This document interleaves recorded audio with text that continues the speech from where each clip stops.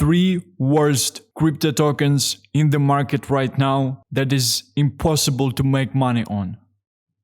Welcome back, my name is Stan, I am the CEO and co-founder of an international custom software development company. We build products for the city of New York, SAP and General Electric. I've done more than $15 million in custom software sales. And on this channel, I'm sharing my journey on turning $500,000 into 10 million by the end of 2025.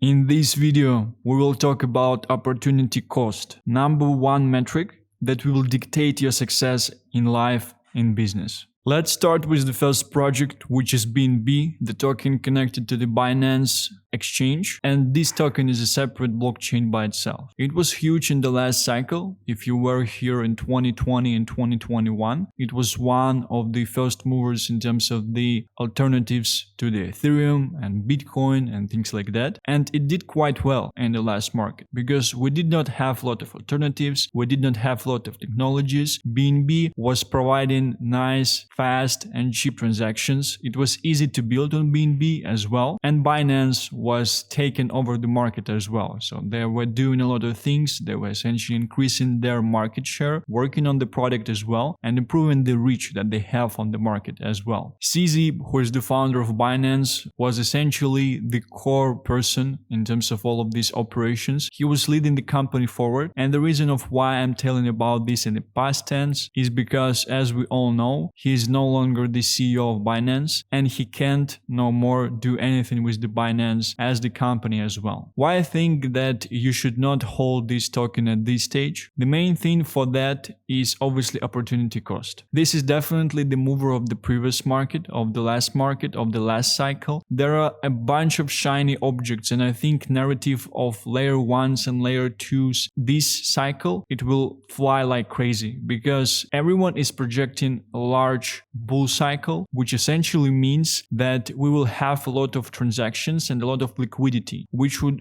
definitely inflate and increase the amount for gas, for fees on Bitcoin, on Ethereum and chains like that. So people would be looking for cheaper alternatives. Why I think that crypto market won't probably switch back to BNB. One of the reasons and one of the main risks with this token is that it's specifically connected to the Binance, which is the largest exchange, still the largest exchange at this stage. But we already see the depolarization of the world with the US and China. And it seems like this trend will continue moving forward as well. So I think Binance, following the recent things that happened with the CEO and the lawsuits and things like that, it can definitely go down from these current numbers, and these things are not going to be alright with the exchange. This token will dump as well. So this is the first risk and the first correlation, and we have this narrative that people don't want to store funds on SEX. We had FTX issue last year as well. So these things are huge by themselves. On top of that, BNB and BSC chain, they essentially being viewed and as scammy currently. There are not a lot of projects there. I talk a lot with blockchain engineers. I build a lot of blockchain Web3 projects. There are no projects on Binance Smart Chain at this stage. There is no one building there, and it's essentially a huge thing for builders as well because chain is being perceived as scammy at this stage. And imagine yourself, if you're the founder of the project, if you are the engineer, you've just fundraised several $1 million and you tell your investors and you tell your community that you will build on the Binance Smart Chain. Imagine their feedback, imagine the reaction. I see projects currently fleeing from the chain, trying to migrate to different things, and there are too much alternatives currently. And shiny objects, they will always outperform all the tokens as well. The main reason for that is because new shiny objects, they're being valued by the promise and on the promise of the founder, of the chain, of the team as well. All the projects, they're being valued at the traction of the team. And often you have a lot of funds in them. One of the reasons in terms of holding this token as well is because it's 45 billion market cap at this stage. It's number 4 token in the whole market. I don't think that you would be able to outperform BTC in some cases as well. This project might outperform BTC, but from my point of view, just a riskier bet in terms of the market cap, in terms of the things that I've mentioned, in terms of the chain that is being perceived as scammy currently, in terms of not many companies and not many people are building on this chain. And I'm in the development market. I'm in the Web3 engineering development market daily. I don't hear anything about Binance Smart Chain. Not a thing. Zero at this stage. Plus the connection to the centralized exchange, which is definitely not in the narrative currently and is very risky right now. So from the point of view of opportunity cost, there are some things that you should always think on. Am I working at the right job? Am I doing the right business? Is my business the most efficient vehicle to get me to the place that I want? Am I with the right person? If I'm in the relationship with this person, I'm blocking myself from the relationship with another person and things like that. In life, everything has opportunity cost, and if you're making the choice, that means that you're losing something and you're losing somewhere. So this is the first project that I think you should be very, very cautious on holding on at this stage because of all the reasons that I've mentioned previously already. I think that you should definitely think in terms of investing into this thing, understanding this thing, and also assessing the upside that you might have, because it's 45 billion market cap and it's not been doing well lately. I can definitely tell that from my end, and in terms of the engineering as well, because when we see a lot of developments are happening on the chain, on the platform, it's kind of preliminary metric that projects that the value of the token would rise as well. If you check that there are a lot of development happening in a certain ecosystem, in a certain chain, there is almost 100% chance that the value of the chain will be increased as well. In this case, we don't see things like this happening. Therefore, I basically making an assumption that we might see this thing going down, and we might just see this thing essentially stay at the same level and definitely not outperform the altcoin market. And you are sitting in the altcoins because you want to outperform BTC. That's the only reason to take part in the altcoins game, is to outperform BTC. You're taking more risks, and with these things and with this token, I think you're taking more risk, and at the same time there is a high chance to not outperform BTC or just stay around the levels of BTC just with the high risks on your end. So these are my 2 cents about this thing. Next thing is XRP. So essentially it's a lower project, and if you would check the chart of value comparison from BTC to XRP, you would actually see that XRP is decreasing in value over the last several years already. There are some things happening with the token. So let's check out the last bull cycle. So it was at 0.2 and at the top it was at 0.6. So at 8x's, I think BTC had done somewhere around that. But if you were in Ethereum, you were actually able to get way more access and multipliers on the value of the tokens that you were holding. And with XRP, you constantly see these things happening. They're in lawsuit with SEC for all this amount of time and things like that. And the solution that they built, like the governments would be using their chain to essentially launch their own fiat and digital currency, I don't think it makes sense at this stage. Governments has access to a bunch of capital. They can print capital. They will never use an outsider to implement something internally. And this is the issue, the strategical bet that I've done in my company that I was wrong with.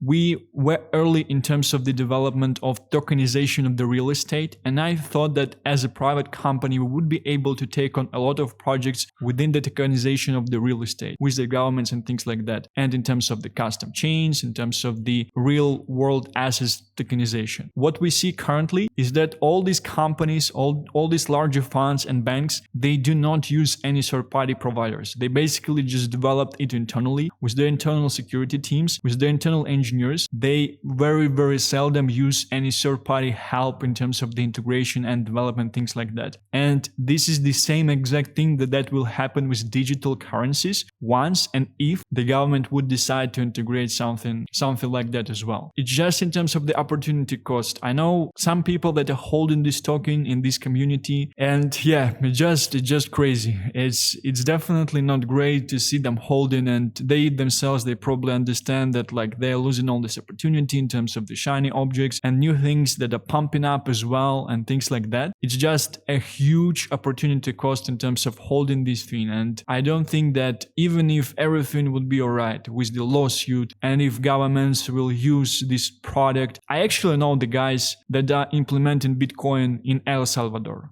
There is no discussions about XRP, so probably it's a different use case, but it's a different technology, it's a different discussion from that point of view as well. When government is working on the digital currency, they would want to take control of the whole thing because that's the function of the government. They would want to have everything centralized, have everything controlled, and have their own underneath technology in terms of this thing as well. And in terms of the opportunity cost, in terms of the upside that you might have here, let's imagine everything is right with the SEC, with the lawsuit and things like that. It's already at 30 billion market cap at this stage. So people are saying XRP to $5, 10x from here, 30 billion market cap. So it's just crazy. I doubt that we will see the whole market valuation 10x. So if we're at around 1.72 trillion at this stage, a 10x would mean 15 to 20 trillion by the end of 2024, 2025. I doubt that these funds would go to the XRP.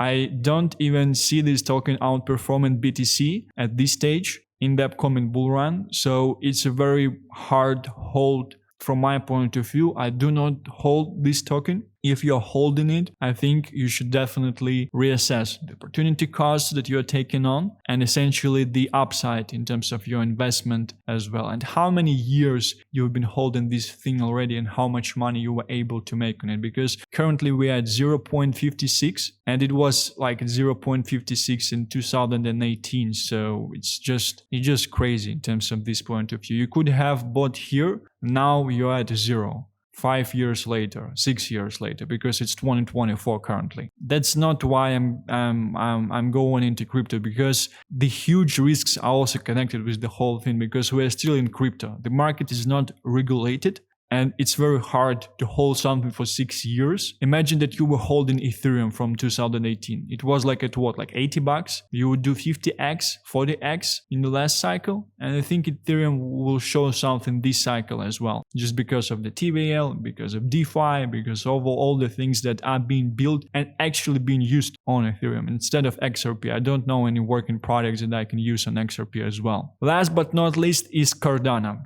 So I would probably get a lot of hate for things like that. I just have some feedback from the engineering market as well, from the development point of view. And I was a holder of Cardano last cycle. I did not buy at the lows. I think I was buying somewhere here. It was a small amount from my point of view. And I remember everyone was telling about Cardano introducing smart contracts. I was excited myself, watching Charles Hoskinson videos, thinking that he's like a visionary of a new age and things like that. And I do remember this roadmap. It's exactly the same roadmap that basically was there in terms of the integrations. I do remember the roadmap with the smart contract integration, and functionality wise for the token to basically propose smart contract integration is just very, very simple and easy from this point of view. There's doing some things in Africa, and there are some projects that are doing some things in Africa around this token as well, probably just because of the liquidity and the community and things like that. But it's crazy hard to develop things on Cardano just because of the fact that it is using its own development language called Haskell. It's hard to figure this out for the software engineers. It's hard to start coding. From my point of view, from building projects, it's very hard to find a good Haskell engineer who would actually be capable of developing and delivering something on the project as well. It's a crazy, crazy hard task. I'm speaking with several Cardano native projects at this stage, and they're actually looking to move from Cardano to different chains because of the fact that liquidity is low on Cardano, which negatively influences the token. And they can't migrate just because of the audience is 90% Cardano maxes. That would fund the project if they would even try to do something, try to do a little migration, add some other chain, add some other token and things like that. So it's crazy fanatic-like community as well. From one point of view, it's obviously great for crypto project. From another, from the engineering point of view, and listen to what I'm saying here as well. My thesis about Binance and Cardano is pretty much the same, because we do not see a lot of development happening on these chains, and development is something that is pushing any project further. If we have the ecosystem project and no one is developing on this ecosystem, it's very risky and it's very crazy to hold this thing and not to understand this thing as well. And if you actually have engineers that want to migrate from these chains and engineers as we speak. I know several companies that are migrating from Binance and Cardano to other chains as we talk, as we speak, which is huge in terms of the understanding of these two tokens and what will essentially happen next with them as well. And from the investment point of view, what is your upside? With 18 billion tokens of the last cycle, with so much shiny objects, with a bunch of layer 1s and layer 2s, with ZK things and things like that, a bunch of alternatives that you would be able to use instead of it, and not a lot of development happening for these chains as well. I don't know a lot of projects on Cardano that are actually useful you can go and use. They are not doing much in different sectors of the narratives like gaming as well. So it's very, very hard from this point of view. And this guy, he's just constantly live on streams trying to persuade his audience in terms of his vision, things that they're doing on Cardano and things like that. It definitely makes sense. He's a great engineer, great entrepreneur. I just don't believe much in the technology with all the things that are happening on the market. I don't see the delivery because they fundraised a bunch of funds. They have a very large team. They have a lot of employees on their LinkedIn as well. I know how the software is being developed, how to integrate solutions in enterprise level software, how to work with governments as well from the technical point of view. I don't see a lot of developments happening from this point of view. I don't think that these things should take this amount of time with a proper technology in place. And if the technology is not proper, if it's taking too much time to develop on it, that means that there might be something wrong with the technology. Why you develop something in the first place that is hard to work on? It's easy to develop something complex. It's hard to develop something easy. That's essentially overview from my end in terms of all these 3 projects and my thoughts on these things. Let me know in the comments what do you think. Feel free to like and subscribe to the channel if you like the content, and see you in the next one.